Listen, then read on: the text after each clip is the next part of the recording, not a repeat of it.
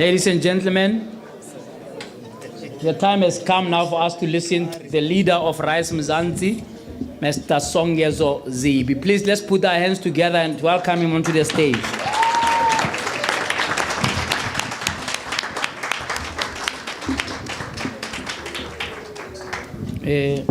I think you're going to hold this thing because this doesn't work. It falls. Yeah. Okay, JJ. Better if you ignore it. Thank you, JJ.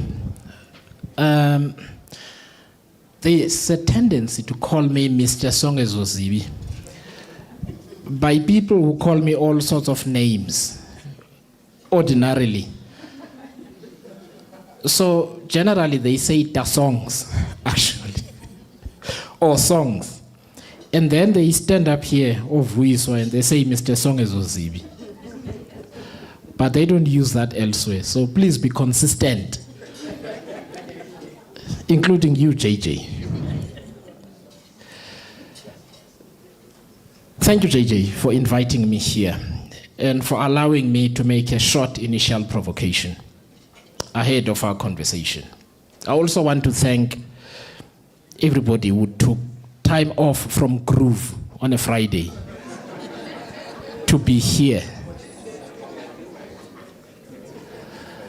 I promise I will only speak for an hour and a half in the tradition of CICs and so on and so forth.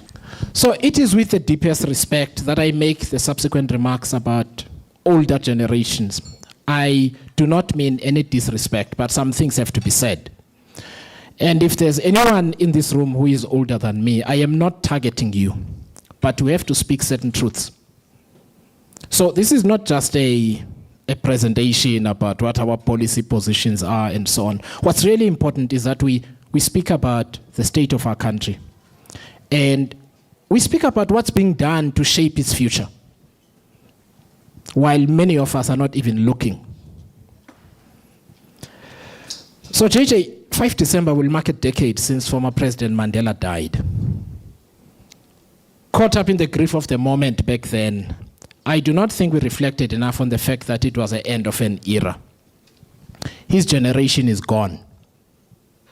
I think the chief that passed away some months ago was probably the last of that generation who were 90-something years old.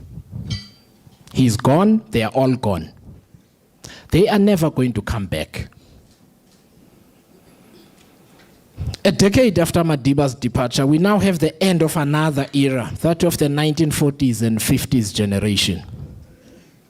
The generation of President Mbeki, who is now 81 years old this year. Jacob Zuma is also 81. Our current president is 71. He's looking at another term.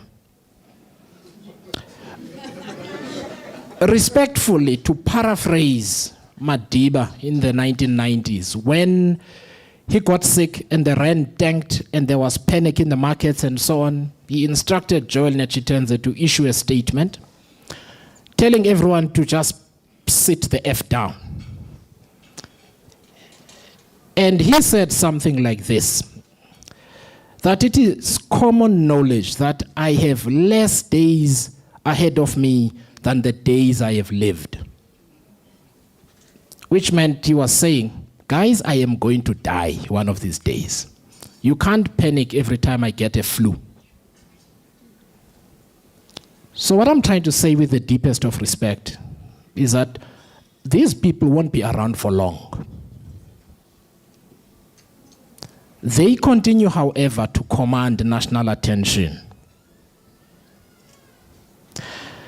Now, the same is true of the 1960s generation, who are either in retirement or about to retire, except those, of course, who are in politics, who are still looking for their turn at the union buildings, at a premiership, and various other positions. They are old. They await their turn to be the old men who shape a future they will never see. This is a new phenomenon, by the way. Our president was 39 years old when he was Secretary General of the ANC. His counterpart, Rolf Meyer, I believe, was either 37 or 41, but they're 2 years apart. It is unthinkable these days to have someone of that generation shaping the future of the country.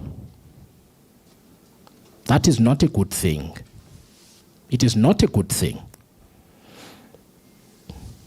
So I get a sense that many of us cannot imagine a future without these seniors, or at least those of its members who dominate the national stage and oversee our national decline.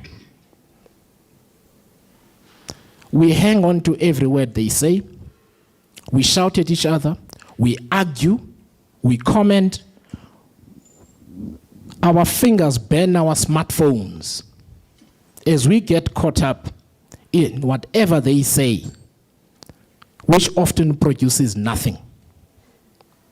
Nothing good anyway. In turn, some of them also cannot imagine a South Africa in which their words don't command national attention, and their ideas determine our national destiny. They see themselves still as holding the center in determining South Africa's future. I have looked around the room. Most people here are fairly young. They don't see you. You don't matter. They don't see you, and you don't matter. And I will share some information shortly. But meanwhile, time is doing what time does, which is to introduce irrelevance to certain ideas and ways of thinking. If we were a nation that values political and social imagination, this current crisis is a profound opportunity to reset our democracy. Yet it is not. The political language, the political culture, and political attitudes remain rooted in the old, which has now decayed and is riddled with intellectual stagnation, rent-seeking, lack of national purpose, and corruption. That is the place to which they have brought us to. This is also an era characterized by self-imposed paralysis among those who should care the most about the direction and future of our country. In the presence of these seniors, it feels like too many of us continue to see ourselves as too small, too young, too insignificant to do anything other than cheer, to jeer, or to passively comment.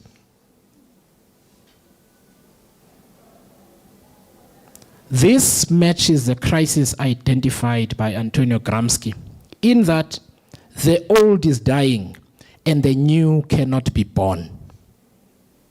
In this interregnum, a great variety of morbid symptoms appear. These symptoms are raging in our society, such as hunger, inequality, lawlessness, unemployment, runaway cost of living, and so much more. In the early days of mobilizing support for Rise Mzansi, we would get asked, which big fish are with you? Who's with you? Who's going to endorse you? In other words, we needed to produce some celebrity old politician from this same generation who would give us the stamp of legitimacy we apparently needed to get all of you excited. We had to produce the old in order to deliver the new. We had to produce the old in order to deliver the new. Now say what you will about Madiba and all the insults that get thrown at him. But it matters that Trevor Manuel was in his mid-50s when he retires as the longest-serving finance minister in the world. In his mid-50s. He stepped down. He took over as Minister of Finance, I think at 37 or 38. You usher the new with the new, not with the old.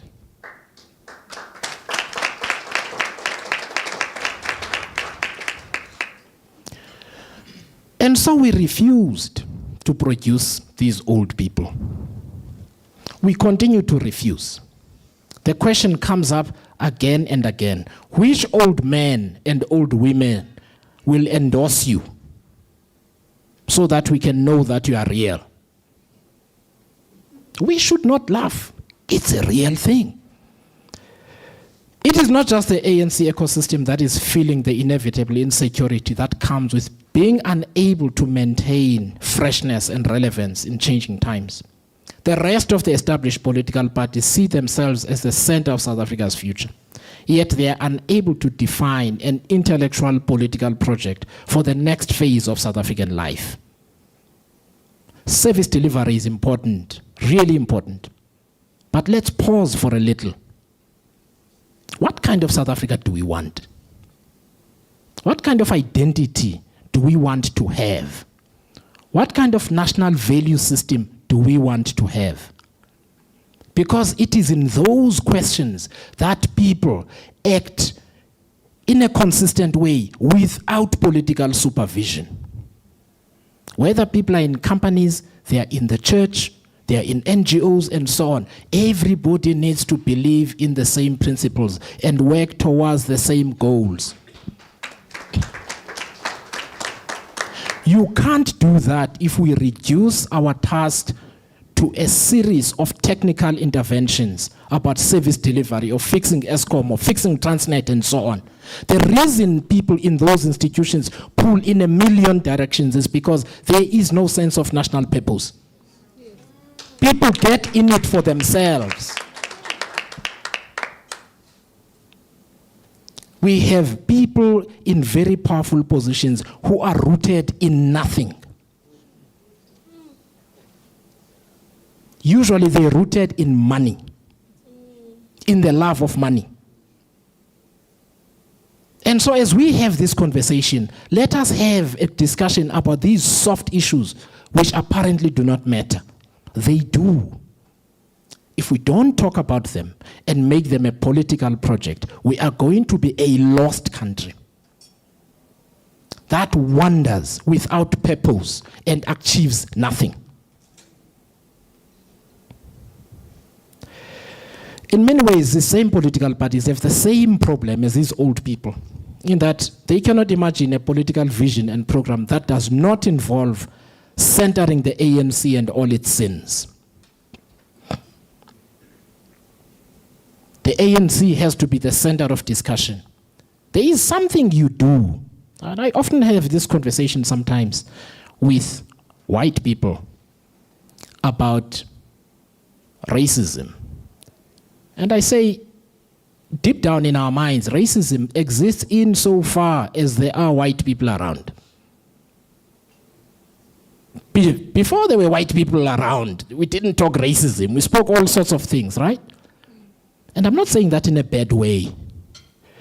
I'm saying that that which you center determines how well you are going to do in trying to realize your vision.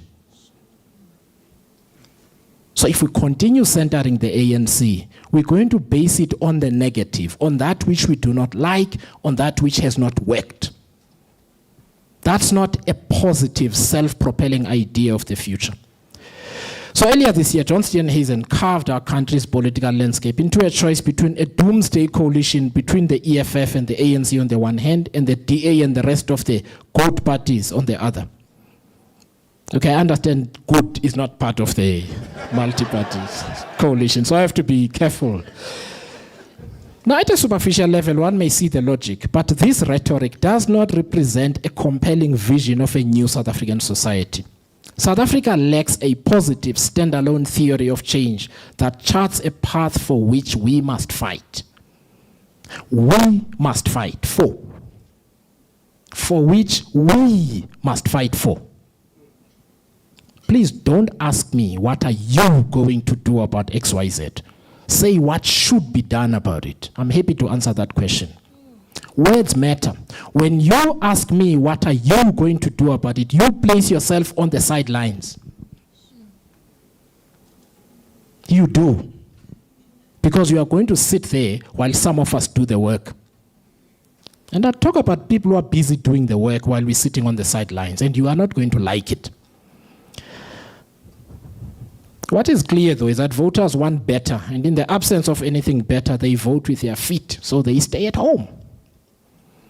They abstain from elections. In 2021, only 12 million out of 41 million eligible voters voted.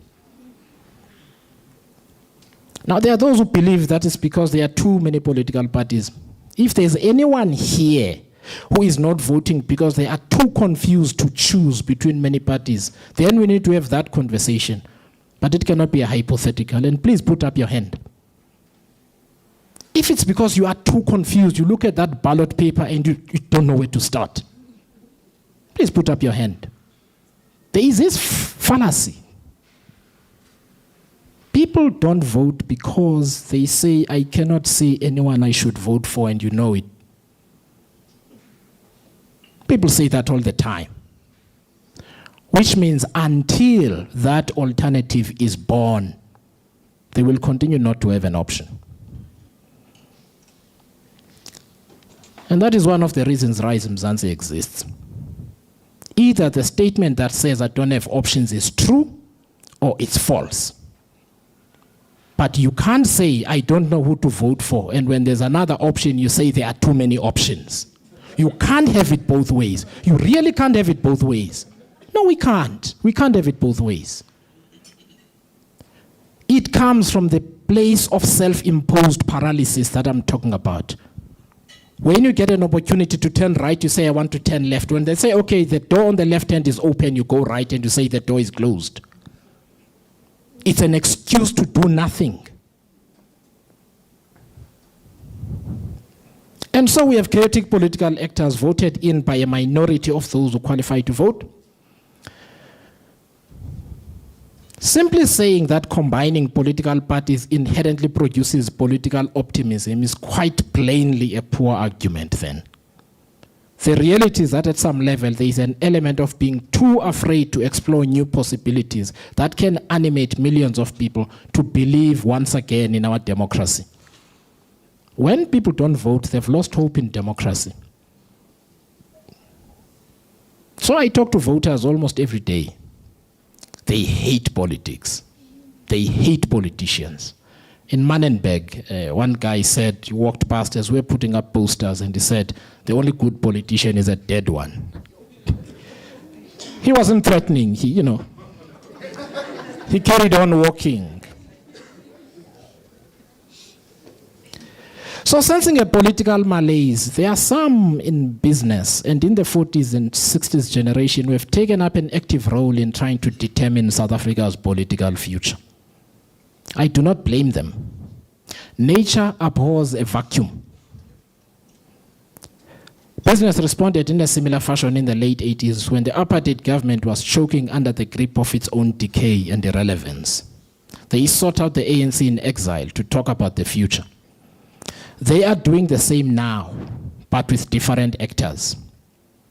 There are various schools of thought in this quiet battle for the control of South Africa's direction, the control of the future and the control of the state. Some advocate for a coalition between the DA and the ANC. Now, they're not advocating from the sidelines. There's actual lobbying of both parties' leaderships. This would make next year's elections an expensive academic exercise. But it would offer the kind of stability that is lacking in the scary coalition arrangements in the metros like the city of Johannesburg.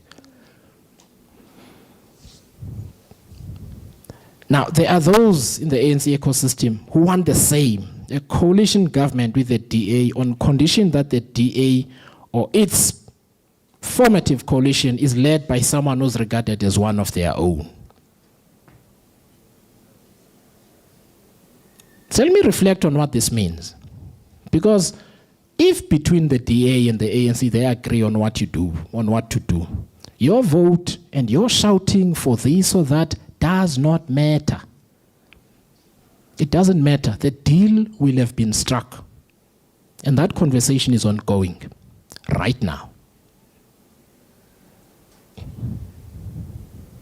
Such a coalition would suit the establishment just fine, which is to turn the election into an academic exercise and produce a political outcome they will continue to dominate. Now people say they want change. You do not achieve change as a bystander. It doesn't happen like that. It doesn't happen like that. Others see an opportunity to move the South African government thinking to the center-right, which is what a preferred parliamentary majority of their liking would enable. The only thing missing in that imagination is a black-led political party that would legitimize what is essentially a right-wing project. That black-led party of their choice does not exist currently. It may yet come. It may yet come very soon. Very, very soon. So you might wonder how we're navigating these political currents at play. So we engage with some of these people. And we offer a different analysis. Our analysis concludes that South Africa needs to move on from what is now a permanent transition that is hostage to the same generational cliques that agreed on the current political formula. There is nobody in those discussions who is the same age group as anyone in this room. They are shaping your future.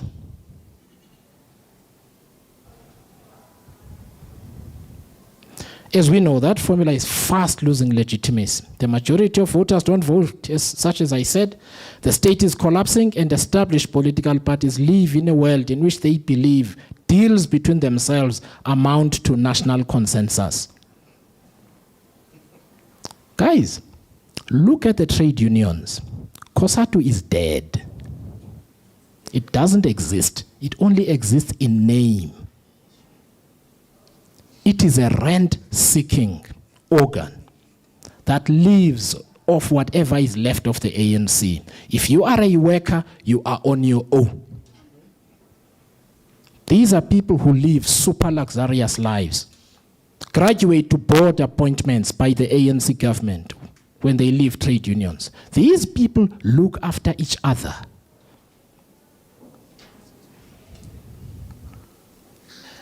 So we get thousands of protests every year. And anarchy stalks the land.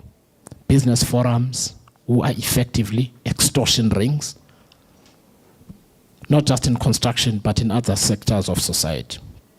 Crime keeps citizens in fear, the economy is collapsing, and state finances are so poor that we cannot even do the minimum needed to take the progressive rhetoric to make it seem possible. Emigration is no longer a white thing.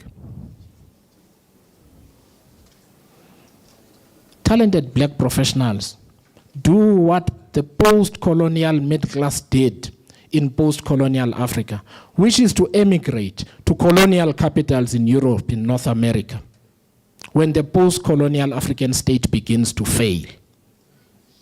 Many of you here know somebody who's in London, Canada, New York, or Australia. You do. That's how it started in Zim. That's how it started in Zim. We might not want to think about it that way, but it is true.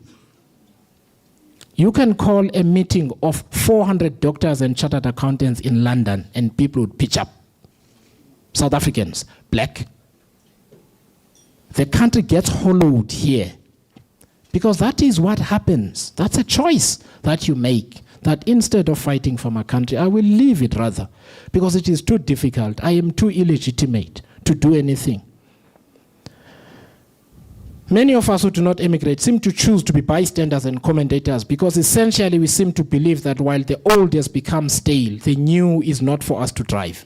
We do not want to shape a future South Africa in our worldview. Such an environment is always ripe for a determined view to shape and control the outcome, to control the narrative, and to control national destiny. That process is currently underway. Once the political deal-making is done, everything else you get after that is like a buffet. You see, you might think you have choices in a buffet, but all you're ever going to eat is the food that is on that table. If you want something else, you're not going to get it. Drink water and sit down. Now, people complain about the same thing in the sense of 1994. It's happening again. It's happening again. See, Popichana was right earlier this year when he told students at the University of Free State that you, young South Africans, are the vanguard and custodians of our future. Yet, ironically, we are a society led by digital aliens, too old to grasp the language of this era and too slow to learn and take advantage of its offering, thereby condemning our societies to permanently lag the world in development. An impermissible squander of a rare human capital dividend. He continues, he says, paradoxically in our context, the old is not only the system of white domination that we thought was buried in 1994, but also the version of its successor as pursued by the ANC. After all, notwithstanding the new progressive ideology of the constitutional order and its transformative success, albeit limited, the death of the old has been so gradual that it is resulting in that past being present in the new. Hence the unaltered economic relations and the persistence of racism in our society. But the future of countries is hotly contested by those who care about national destiny and national purpose. We cannot afford to hang on to the coattails of either the ANC or established political parties because we are too afraid to seize the initiative to determine the future of our own country. We can no longer remain bystanders and let the future be shaped by coincidences. The time of being comfortable with being the chattering class, generating conversation about the acts of others must come to an end. No one is coming to save us. We are the ones we are waiting for. The length of that wait depends on how long we are prepared to still do nothing. If we continue to do nothing, we are going to wait a very long time. For this reason tonight, I tell you there's another way, a determined, positive way forward, a third way. So we have set out a bold vision of a safe, prosperous, equal and united South Africa within one generation. We have set out what we believe are the core national values that should anchor how we rebuild our country. We end poverty, reduce inequality, to end racism and the legacy of racism.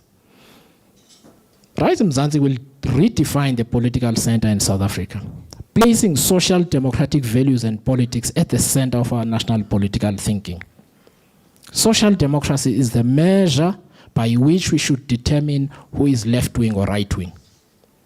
It sets a new moral purpose behind which we transform South Africa from a post-colonial compromise to a modern, just, equal African state.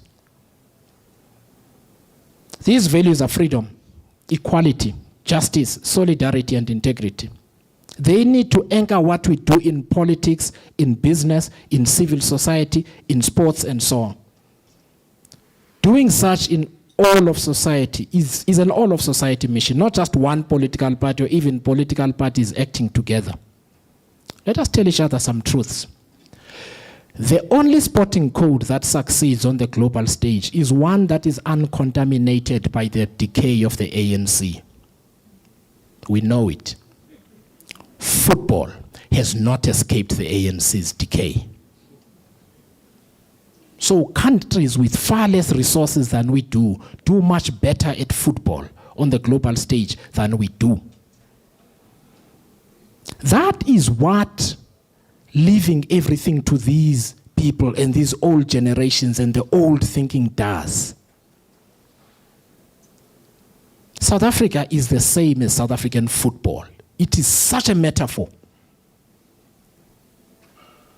The kids, the players, the black players that are in the Springbok squad, I think only Magazole Mapimpi is from the kind of schools that we went to. The others may have started there, but they went to white schools, which have school governing bodies, strong principals, involved parents, and so on, and lots of money from their alumni. So there is a cost to doing nothing. So as my fellow leader, Irfan, here, stated at our recent People's Convention, our pact, he said, is not about flying to any moon, nor will we compromise on political alliances before building an alliance with the societies we come from first.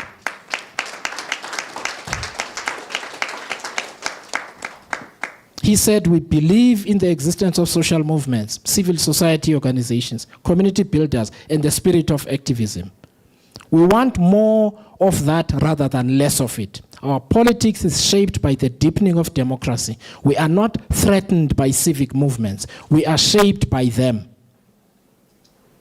We also know that these activists cannot be bought. They want to be engaged with care, solidarity, and authenticity. We know this because our entire journey has been shaped by them. We simply provided a platform for them to co-create a political movement. So Rise Mzansi says 2024 is our 1994, which is very popular with other political parties these days, and they hashtag it.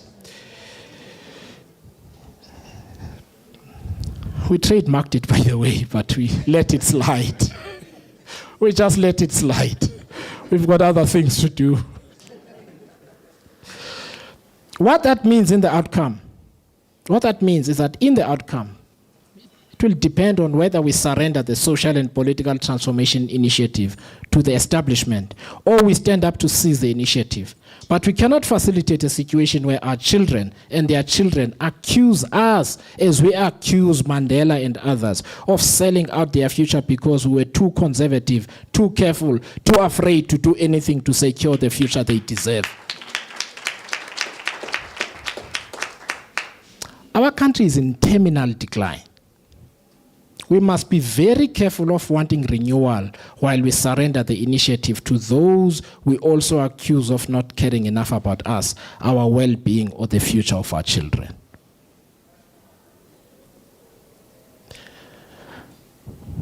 So, in closing, I want to make just a few points. That South Africa is in a search for the perfect rocket science solution. What's your solution on this going to be? What's your solution on that going to be? We have a problem of leadership in South Africa. Amen. That's a problem that we have. People who make honest, well-considered choices, appoint the right people to the right roles in the national interest. To this day, Eskom still does not have a chief executive who's permanent. And because the FD is acting chief executive, it also means it does not have an FD. We are in stage what today? So the organization is decapitated. We are in stage 6. Well, we might be in stage 7 by the time we leave here. Guys, there is no magic solution to poor leadership. When people do not show appetite for strong, clear-headed, and ethical leadership, the only thing you do is to remove them. There is no other way. You know, before 1994, I was in the PAC. And one of the first things I was taught was that freedom is never handed over to the oppressed by the oppressor. The oppressed have to take it by any means necessary. We don't want to do that, let's be honest. We don't want to do that. The formulation of the questions we ask people like myself who've decided to do something says we want to stand on the sidelines. What are you going to do about it? So some key reform priorities we've spoken about as Rise Mzansi. Quickly. The first one is political reform. This democracy is such as it is because the formula was to secure the peace and make sure that racial minorities get represented in parliament. It does not work anymore. We need to change it. We need to change it. Parliament is powerless in the face of the executive because the people who fire and appoint MPs are the same people that MPs are supposed to oversee. Now, if some of you work for companies, imagine if the entire board was appointed by the chief executive. What do you think is going to happen? But that's a situation we have. So that's got to change. All the people who don't know what they're doing, some of them know what they're doing, but they are corrupt. Some of them are exceptionally talented, but work for people who don't have good intentions. I often feel terrible for public servants who are highly educated and highly committed, but work for bad apples. That's a political problem. There is no magic solution that you can ask any political party how they're going to solve it. There is none. So, changing the entire state, parliament, the executive, and the judiciary is important. The second is, South Africa is unsafe. There is not a single woman here, I think, who feels comfortable stepping out here and walking over to the mark right now along the street. Maybe some of you have karate and things, maybe you can, but I don't think so. South Africa is an unsafe place. The fundamental role of any government is to keep its citizens safe. But we are unsafe in all sorts of ways, including not being safe on the roads. The third one is economic inclusion and justice. And economic growth, economic inclusion, and economic justice. But I just want to say one thing, two things very quickly, JJ. I'm going to sit down just now. The first is, you can't build on an economy in the face of political decay and collapse. You can't. So the Reserve Bank governor, once again, for the 188th time probably, said Eskom and Transnet are choking the South African economy. Until you solve that problem, you're going nowhere. Municipalities are dying. Every business is in a municipality. Every single one. So you tell me, come up with sharp economic policy to situate it where? In Joburg. With this guy in charge. Guys, let's be serious though. Let's be serious though. So, what am I trying to say? Is that talking about political reform and governance and all of these things is a matter of economic imperative. Because you cannot deliver economic justice in the face of collapse. Kids who do not have enough food to eat and suffer from stunting will never pass matric, and no youth employment scheme will save them. There is no smart solution about beneficiation and so on for high skills. In the Eastern Cape, 27% of kids suffer from stunting, 27%. 48% of all kids who start school never finish. So how do you do economic inclusion in that environment?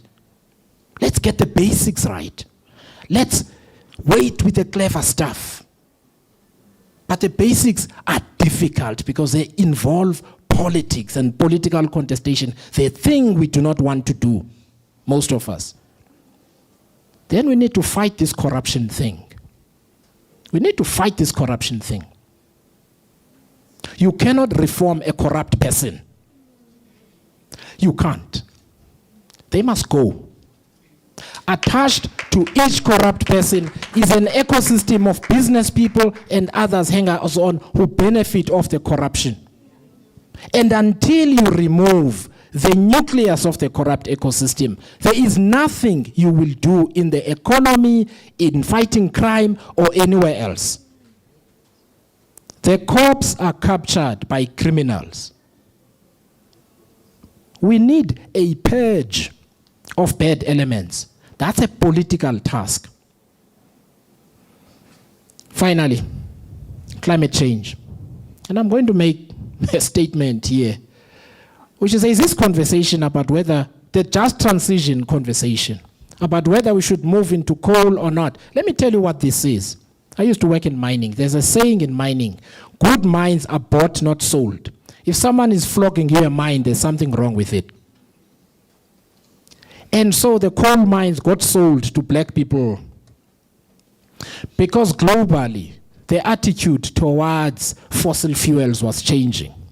And so what happens? As soon as the darkies start owning these assets, the rules change globally. And there is a just transition conversation. And so you've got a contestation between rich elites who are in coal and in renewable mining, and they in renewable energy. And they want to involve us in that fight. But if you live on those hills in KZN when it rains and your home gets swept away, you frankly don't give a damn about a just transition. But those are the conversations we choose to have as people with the means to understand. So we choose the elite conversation. People who used to plant their maize in October, like they do in my village and where I come from, they can't plant in October anymore. They can't tend the soil in September anymore. It takes longer to rain, and when it does, it rains too much, and when it's supposed to be warm, it's cold as hell in summer. And so the stems are thin and yellow like this, and it affects food security. That's part of the reason why the hunger has increased in the rural areas of the Eastern Cape. That's the climate crisis. But we choose to have a different conversation on our smartphones. I'm just asking us to care. None of us who are involved in Rise Mzansi generally didn't have options in terms of where we can go. This is not a nice task. We don't get paid the way we got paid in our jobs to do it. We have to go around begging for money all the time from people who say you must be part of the establishment and get involved in the deal making so that we can give you money. You've heard them calling my name on TV. Refusing to do so comes with financial costs. What I'm trying to say, guys, in closing, and JJ, is that buffet of the kind of future you are going to have is being prepared. You are neither the chef nor have any cook in the kitchen. When it gets offered, you will have to take it. The decision all of us must choose is whether we want to get involved in deciding that menu or not. And it's not just my job. It's not just Vuiswa's job. It's not just Makashule Ghana's job. It's all of our jobs. Let us get rid of the self-imposed paralysis. South Africa is ours to take and to shape. But whether it will be ours or not will depend on how much we are willing to sacrifice. Thank you.